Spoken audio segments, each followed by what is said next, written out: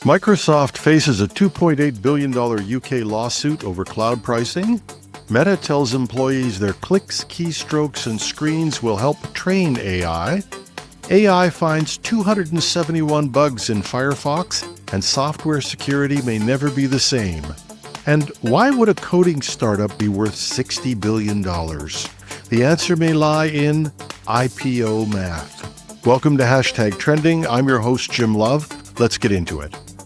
Hashtag Trending would like to thank Meter for their support in bringing you this podcast. Meter delivers a complete networking stack, wired, wireless, and cellular, in one integrated solution that's built for performance and scale. You can find them at meter.com/HTT. Microsoft is heading into a major courtroom fight in the UK after a London tribunal ruled that a £2.1 billion lawsuit, about $2.8 billion US, can move forward. The case accuses Microsoft of overcharging roughly 60,000 British businesses for using its Windows Server software on rival cloud platforms like Amazon Web Services and Google Cloud, while allegedly offering more favorable licensing economics on its own Azure platform. The legal argument is straightforward and potentially explosive. Businesses that rely on Windows Server often need special licenses when they move workloads to the cloud.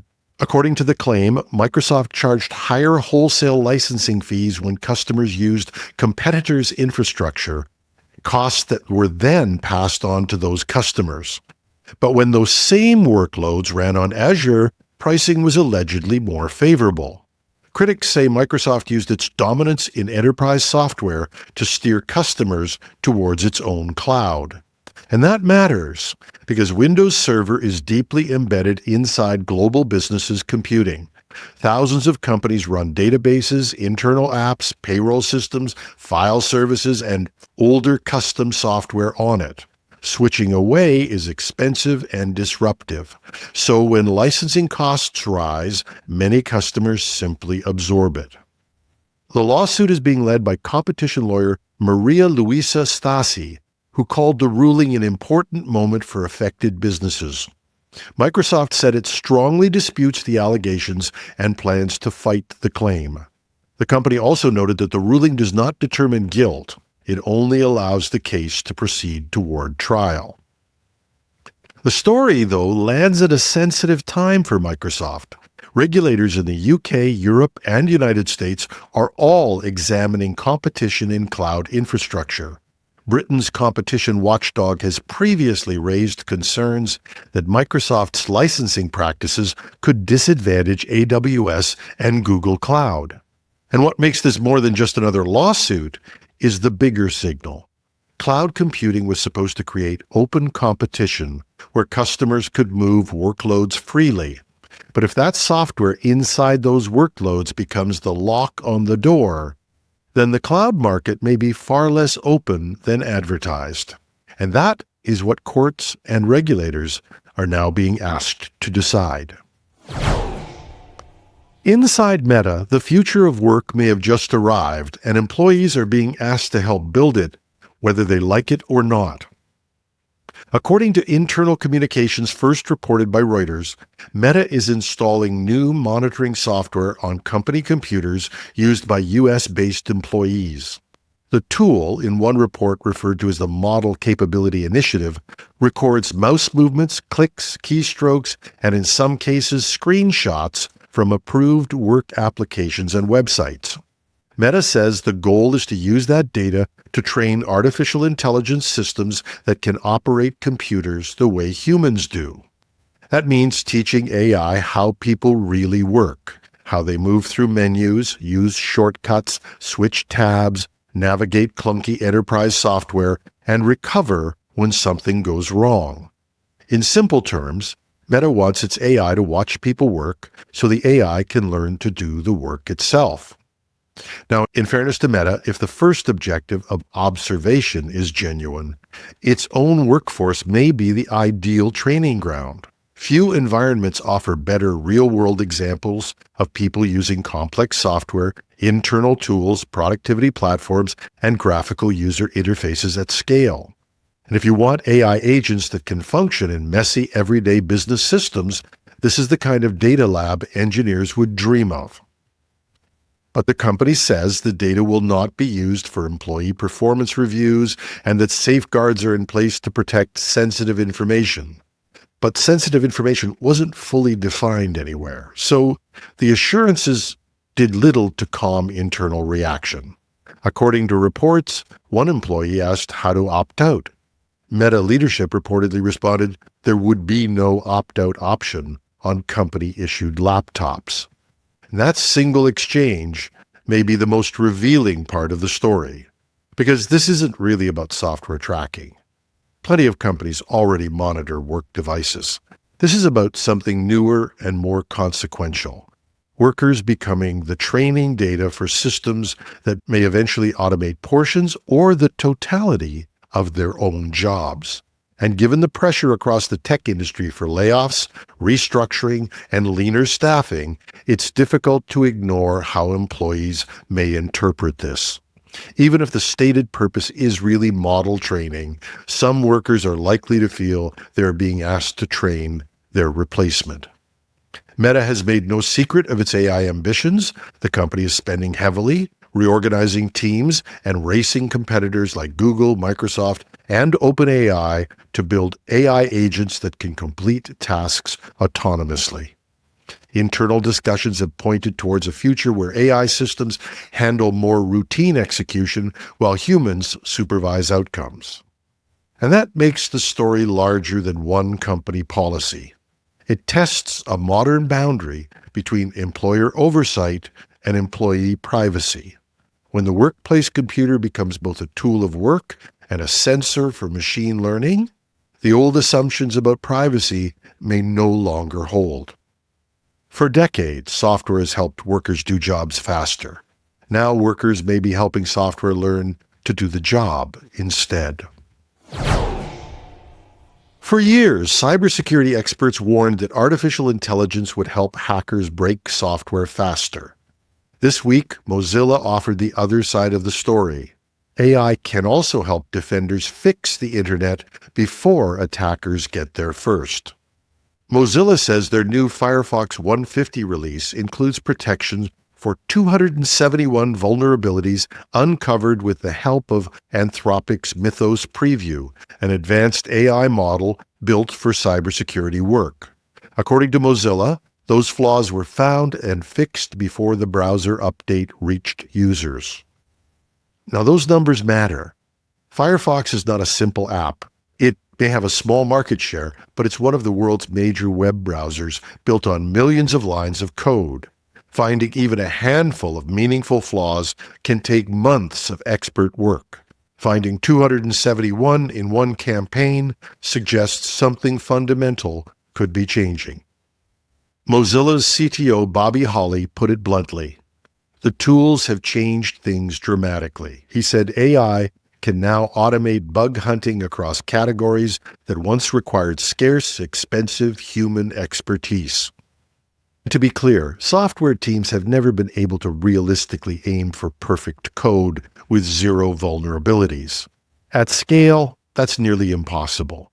Instead, mature engineering organizations invested in testing, code reviews, audits, and bug bounty programs designed to eliminate the easy shots, the obvious flaws attackers can cheaply exploit. Security meant making bug discovery harder, slower, and more expensive for the other side. AI threatens to change that equation. If tools like Mythos can rapidly surface hidden weaknesses, the cost of finding exploitable bugs could collapse. That means that flaws once buried deep enough to be safe through obscurity may suddenly become reachable by anyone. And Mozilla believes this creates a painful but a temporary transition. Every major software product may now need an AI-assisted deep inspection to uncover old weaknesses buried in the legacy code. And there's a second twist. Firefox is open source. Much of the world's digital infrastructure depends on open source software maintained by lean teams of volunteers or overstretched developers. Big companies may now be able to throw engineers at hundreds of new bug reports. Smaller projects might not. We're already seeing claims online about leaked, cloned, or open source versions of tools like Mythos, and chatter about private communities using Mythos in Discord. Many of these claims remain unverified, but the broader point hardly depends on that. Even if every rumor is false, it is only a matter of time before comparable tools emerge elsewhere. And that's what makes this story bigger than Firefox. For years, defenders tried to keep attackers busy searching in the dark. AI is about to hand all of them a flashlight. At first glance, SpaceX paying up to $60 billion for AI coding startup Cursor sounds almost absurd. Cursor makes software that helps developers write and manage code. Valuable, yes, but $60 billion valuable? And that question is exactly where the real story begins. SpaceX announced it has secured the option to acquire Cursor later this year, or alternatively, pay $10 billion for a strategic partnership if the takeover doesn't happen. On paper, it's an acquisition story. In practice, it's something bigger, an IPO story in disguise. Cursor remains one of the hottest names in AI coding. The company reportedly hit $1 billion in annual recurring revenue and had recently been valued near $29.3 billion. Now, with $1 billion in revenue, a valuation of $29.3 billion is already a stretch. And the company has taken reputational knocks.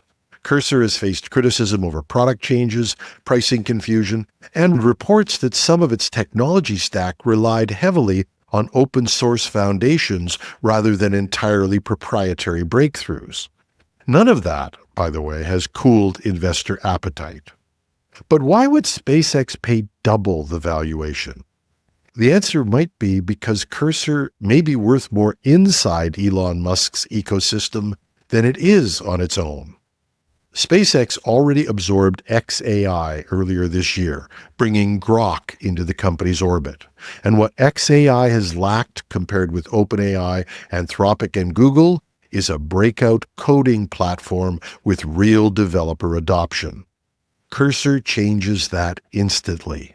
It gives Musk a front-end product developers already use, a fast-growing subscription business, and a route to parity in one of the AI's most commercially valuable categories, software creation. And Cursor gets something just as valuable in return: compute. Reports say the partnership gives Cursor access to Colossus, the massive xAI supercomputer cluster in Memphis, built with roughly 200,000 NVIDIA GPUs and described in reporting as among the world's largest AI compute installations. In this market, compute power is not a luxury.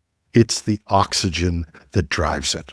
So yes, there is a genuine industrial logic here. But timing still matters. SpaceX is widely expected to pursue a public offering. If that happens, investors will not just be buying launches and satellites. They'll be buying a story about growth, AI, software, infrastructure, and potentially platform dominance. And Cursor helps them tell that story. So a $60 billion price tag may seem like a big price for a coding deal, but it might really be the cost of making SpaceX look like the future before Wall Street gets to price it. And that's our show. Once again, we'd like to thank Meter for their support in bringing you this podcast. Meter delivers full-stack networking infrastructure, wired, wireless, and cellular to leading enterprises. Working with their partners, Meter designs, deploys, and manages everything required to get performant, reliable, and secure connectivity in a space. They design the hardware, the firmware, build the software, manage deployments, and run support. It's a single integrated solution that scales from branch offices to warehouses and large campuses to data centers. Book a demo at meter.com/HTT. That's meter.com/HTT. I'm your host, Jim Love. Have a thrilling Thursday.